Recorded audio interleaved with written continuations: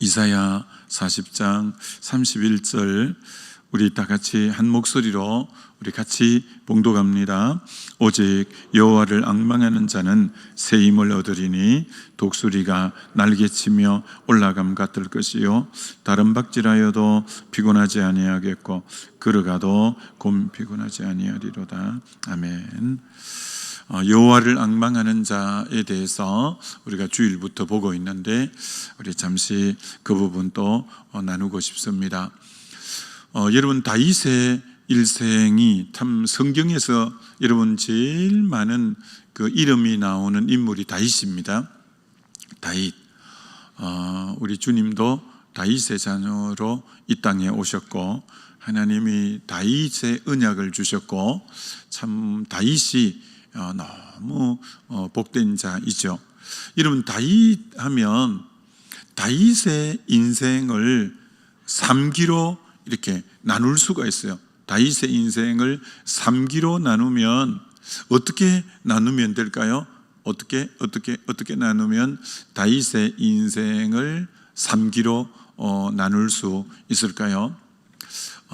다윗의 인생을 3기로 나누면 첫 번째는 목동일 때 이제 이 다윗, 목동일 때 다윗이 1기라고 할 수가 있겠고, 두 번째는 이제 골리앗을 죽임으로 그것 때문에 사울 왕이 시기해서 다윗을 죽이려고 해서 다윗이 광야로 들어가서 이렇게 쫓겨다니는 고난의 시기죠. 고난의 시기.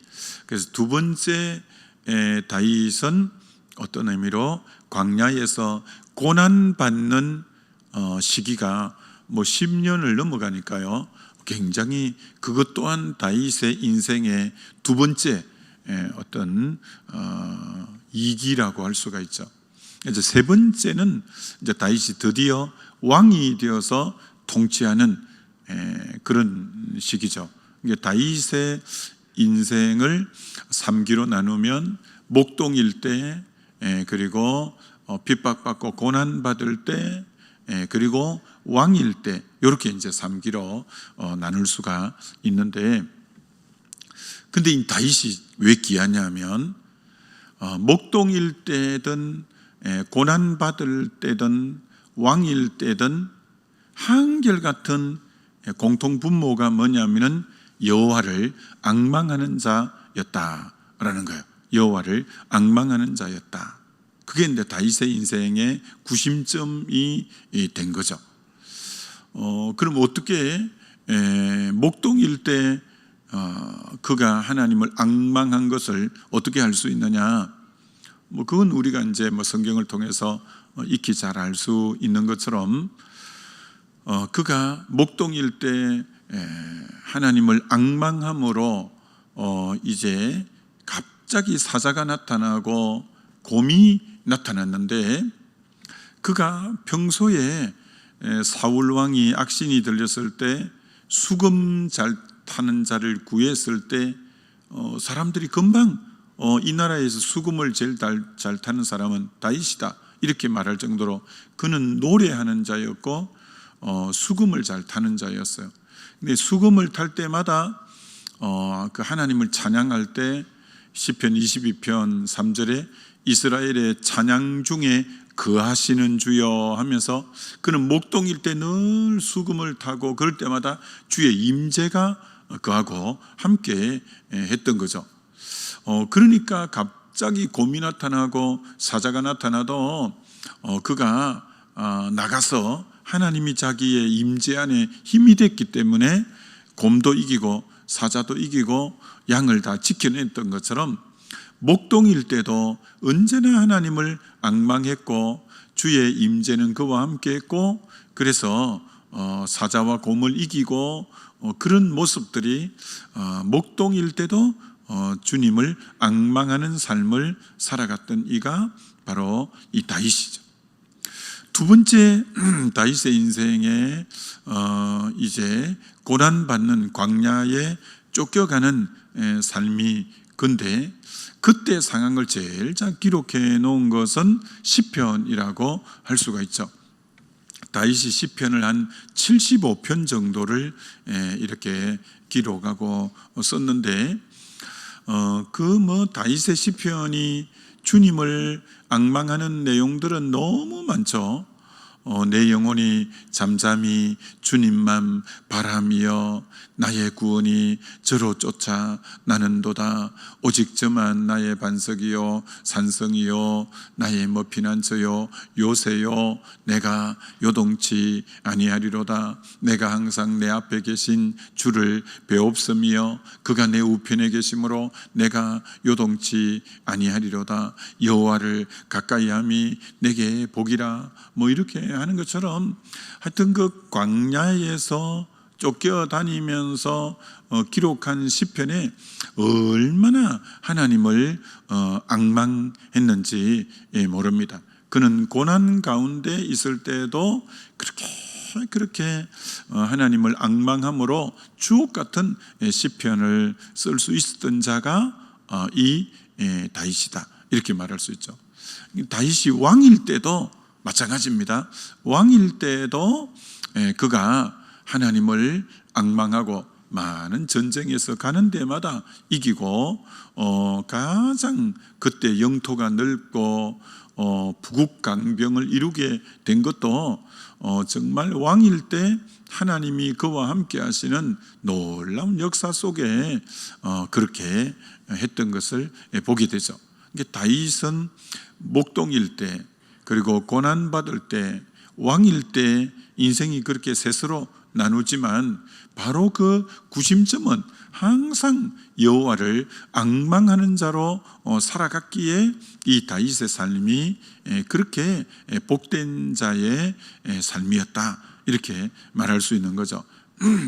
그의 시편 21편, 22편, 23편을 보면 21편은 왕일 때 적은 시편이에요.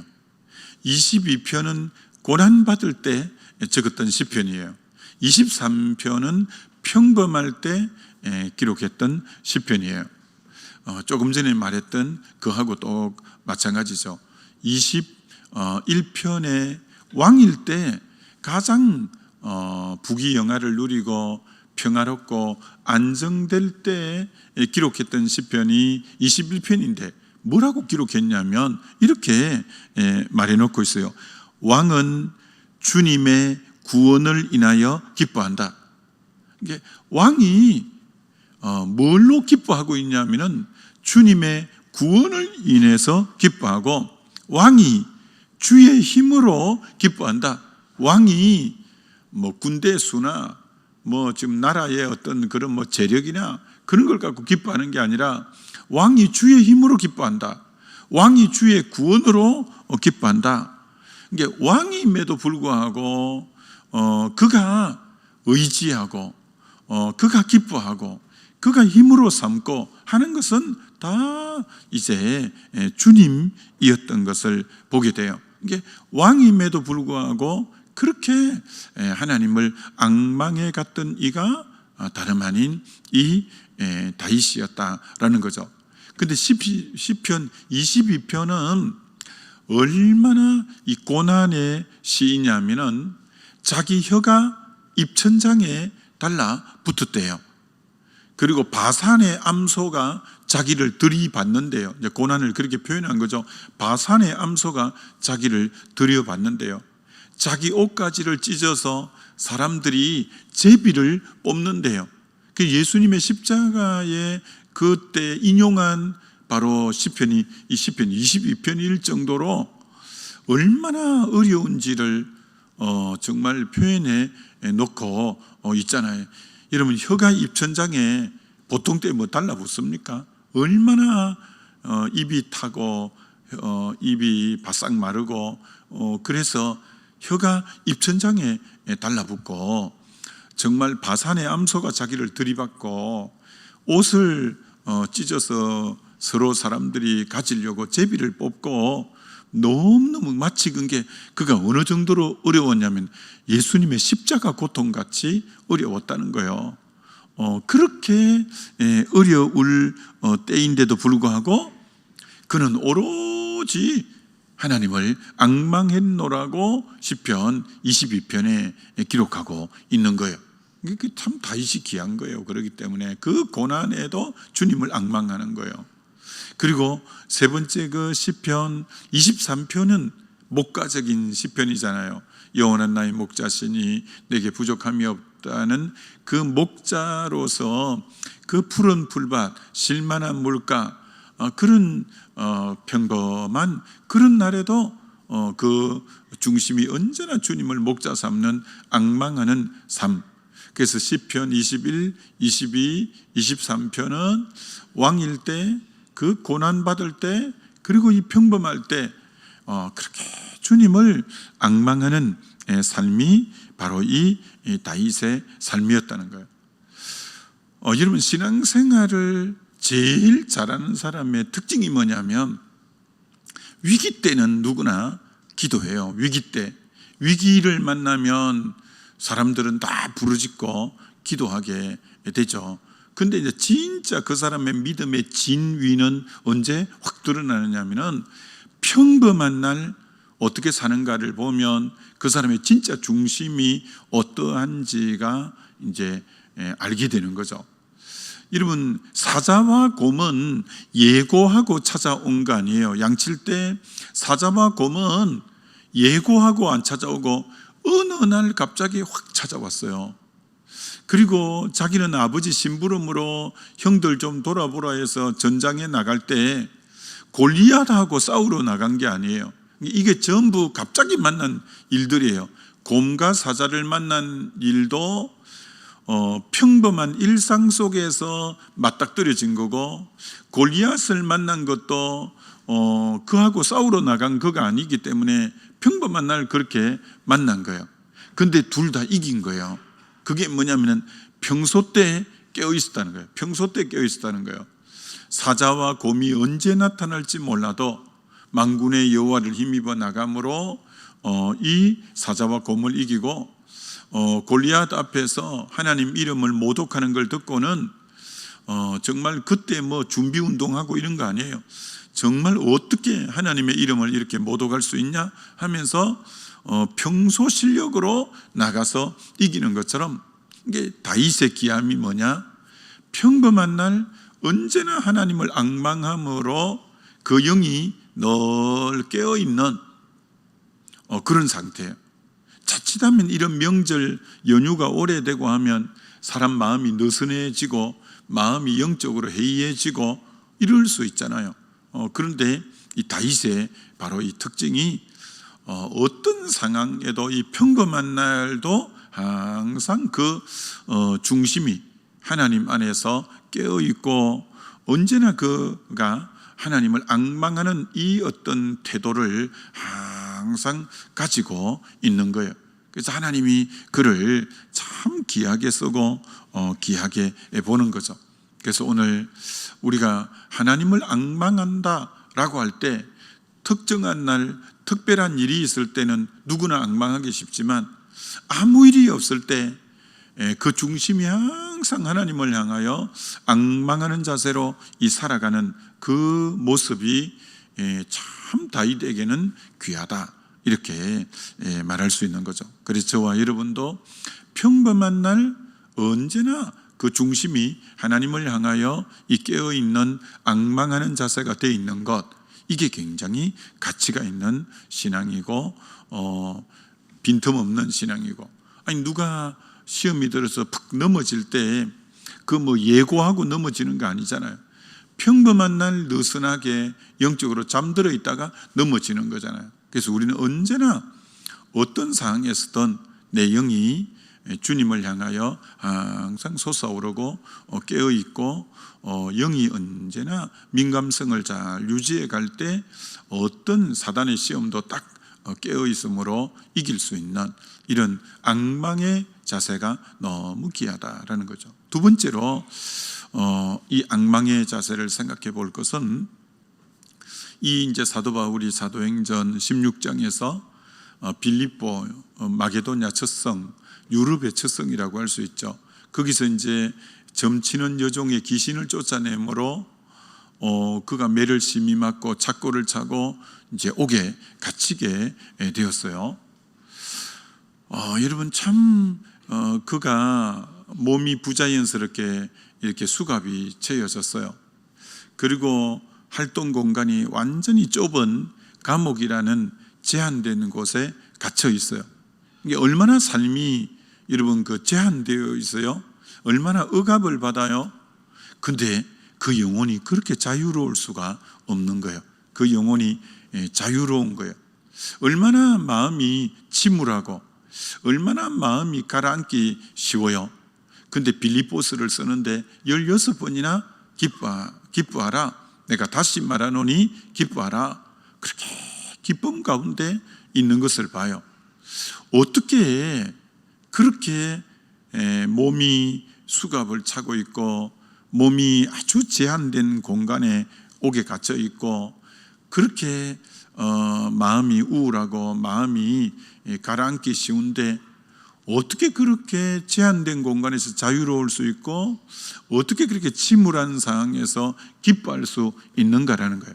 그게 바로 하나님을 앙망하는 자는 위로부터 새 힘을 덧입으면 영혼이 이 현실과 어떤 이 고난과 이런 환경, 이런 상황에 관계없이 주의 영이 있는 곳에 자유함이 있다고 했거든요.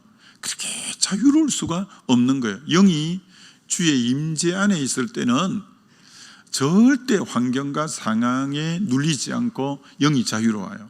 그럴 뿐 아니라 정말 매를 맞고 앞이 암담하고 그런데 어떻게 감옥 안에 있는 사람이 바깥에 있는 사람 보고 편지 쓰면서 정말 기뻐하라고, 내가 다시 말하노니 기뻐하라고, 본인이 기쁘지 않고 그렇게 말할 수 어떻게 있겠어요. 그 정도로 주님을 앙망함으로 그렇게 그러니까 주의 앙망함이 강함이 현실을 능가하는 삶을 살고 고난을 능가하는 삶을 사는 게 앙망의 힘이에요. 앙망의 힘이 얼마나 크냐면 주를 앙망함이 현실이 감옥이고 현실이 고난인데 그걸 능가하여 자유로움과 그리고 기뻐함과 그런 삶을 사는 거예요. 그리고 빌립보서에서 뭐라고 하냐면은 내게 사는 이 그리스도니라고 고백해요. 자기 안에 지금 사는 이가 그리스도다 이렇게 고백해요. 여러분 저와 여러분의 연약함이 뭔지 아세요? 뭐냐면 더더구나 오늘 같은 명절날 그러기 쉬워요. 사람은요 어려움을 당하고 힘들 때요 자기 연민, 이 자기애라는 게 얼마나 강한지 몰라요. 사람에게는 자기애가 있어요. 자기애. 이 자기 연민, 자기 동정, 자기를 애처롭게 여기는 이 상황에 빠지기가 굉장히 쉽거든요. 지금 이 다윗이 이 사도 바울이 내가 왜 이렇게 갇혀 있는 내 모습이냐? 난 왜 이렇게 참 다들 잘 나가고 하는데 난 왜 이렇게 가난하느냐? 난 왜 이렇게 삶이 어렵기만 하냐? 이 바울은 결혼도 안 했다고. 난 왜 남들 잘 가는 시집장가도 못 갔냐? 어떤 의미로 자기 애에 빠지고 자기 연민에 빠지기 쉬운데 그 자기를 내려놓고 내게 사는 이 그리스도라고 하는 거예요. 그리스도. 자기가 온 중심으로 바라보고 자기 삶을 지금 주도해 나가는 이가 그리스도라고 하는 거예요. 절대 자기애, 자기 연민 거기에 빠지는 사람 아니에요.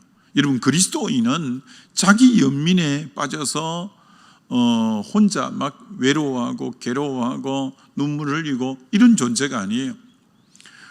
나를 이미 십자가에 못 박아 버렸고 나를 이미 내려놓고 내 안에 사는 이 그리스도이기 때문에 내 온 중심이 그리스도를 앙망하고 있기 때문에 절대 자기 연민에 빠져서 자기를 애처롭게 보고 그래서 눈물 짓고 그래서 사람이 우울해지고 침울해지고 우리는 그런 자 아니에요.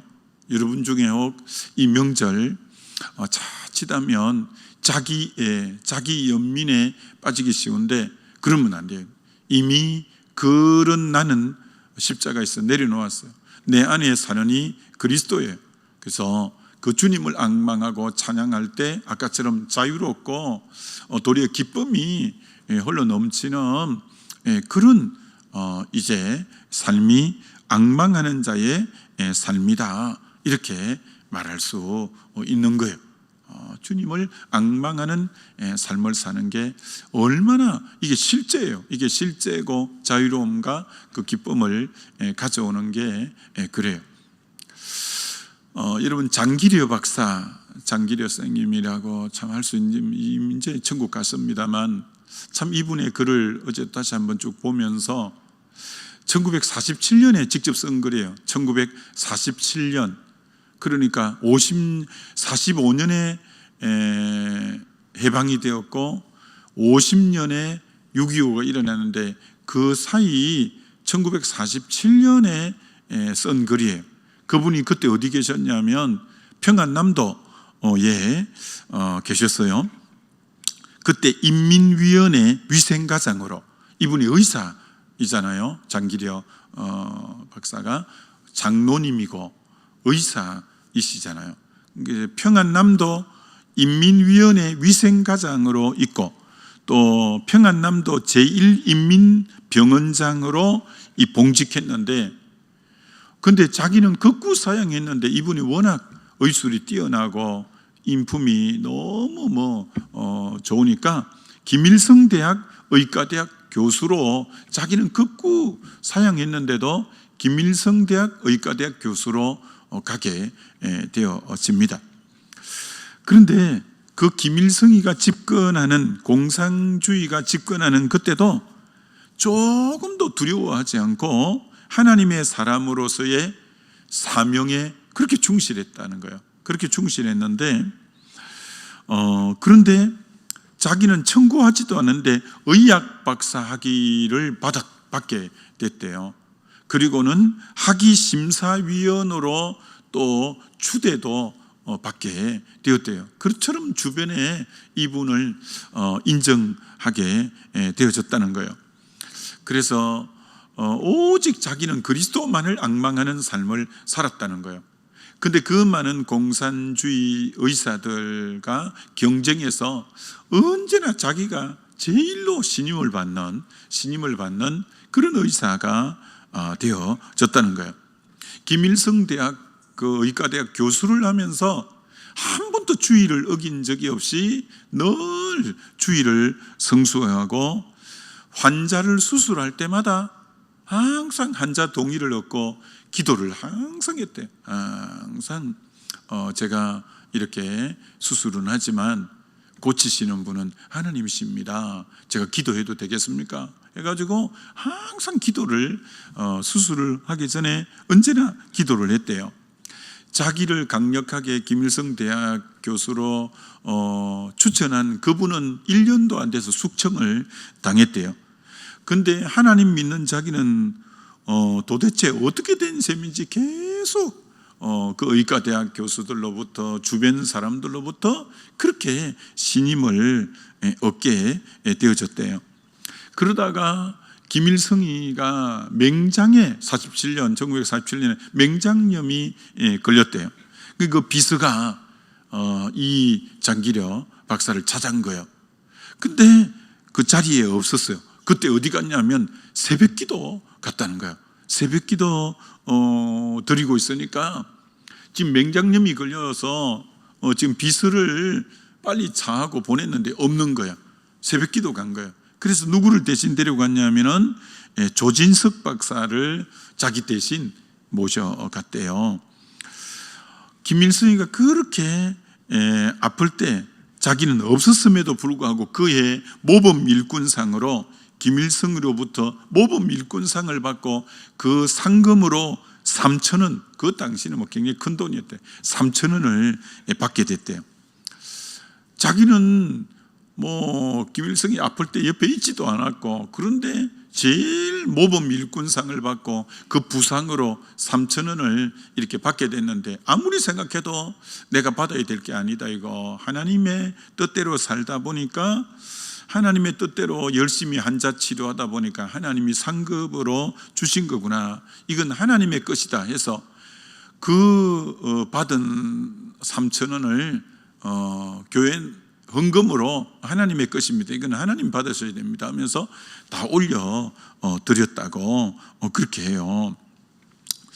참 그렇게 우리 주님을 그렇게 소중하게 여기고 그렇게 하나님을 앙망하는 삶을 살게 된 분이 이창기려 박사예요. 이분이 이제 남한으로 내려오게 되잖아요. 근데 그 갑자기 이제 전쟁이 나는 바람에 남한으로 내려올 때 가족을 데려오겠다고 약속하고 갔는데 그 길로 못 올라온 거죠. 가족을 데려갈 수가 없었던 거죠. 그래서 그 부인과 자녀 한둘인가만 데려내려고 나머지 자녀가 여기 있었어요. 그래서 이분은 자기 부인이 북한에 있었기 때문에 그 뒤로부터는 부인과 만날 수도 없었지만 평생 주변에서는 이제 재혼을 하시라, 결혼을 하시라 했지만 그렇게 하지 않고 언제나 참 끝까지 의사로서 장로로서 믿음 지키면서 그 홀몸이 되어서 그렇게 하나님 섬기다가 그렇게 의사로서 헌신된 삶을 살다가 이분이 그 가난한 자 치료하고, 이 가난한 자가 수술비를 낼 수가 없을 때 새벽녘에 교회 뒷문을 살짝 그 병원 문을 열어주면서 빨리 나가라고 할 정도로, 잡히면 직원에게 잡히면 안 된다고, 참 얼마나 그렇게 헌신된 삶을 사시다가 했는데, 그분의 삶의 바로 이 구심점이 하나님을 앙망하는 삶이었다는 거예요. 앙망하는 삶이었다는 거예요. 여러분, 이 참 하나님을 앙망하는 삶은 막연한 주상명사가 아니에요. 내 삶에 실제로 이 다가오는 영역이에요. 아무쪼록 이 참 명절, 또 우리가 평소에도 항상 우리의 마음이 주님을 향하여 이 앙망하는 자의 삶을 살 때 하나님이 그를 통해서 영광을 받으시고 언제나 그에게 임재하시고 그의 삶이 얼마나 복된가라는 것을 알고, 오늘 하루도 마음 느슨하게 갖지 않고 주님을 향하여 앙망하는 그런 삶으로 승리하게 되시기를 주 예수의 이름으로 축원합니다. 우리 기도하겠습니다. 이 시간 우리 기도할 때, 하나님, 평범할 때도 고난의 때도 영화로울 때도 언제나 하나님을 앙망하며 살게 해달라고 우리 주여 한번 부르고 같이 기도합니다.